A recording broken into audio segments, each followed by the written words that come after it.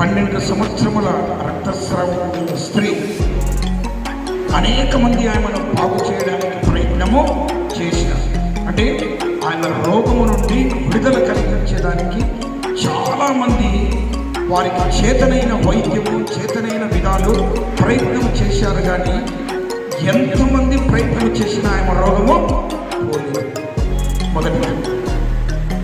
రెండవది, ఆమె యేసు ప్రభువును ముట్టిన తరువాత ఆమెకు కలిగిన ఆ 12 సంవత్సరముల బాధ నివారణ అయినది. ఈ ప్రపంచములోనే పరమ వైద్యుడిగా పిలువబడేటువంటి పరిశుద్ధుడైన దేవుని చెంతకు నీ వచ్చినప్పుడు ఎటువంటి వ్యాధి అయినా, ఎటువంటి బాధ అయినా, ఎటువంటి కష్టమైనా, ఎటువంటి కన్నీరైనా అవన్నీ నీకు విడుదల కలుగునుగాక. శరీర రోగములు బాగు చేయడమే కాదు యేసు ప్రభుల వారు, నీ ఆత్మకును, నీలో ఉన్నటువంటి ఆ హృదయంలో ఉన్నటువంటి బాధలను, కష్టాలను కూడా తీసివేసే శక్తి కలిగినటువంటి వాడు యేసు స్వామి.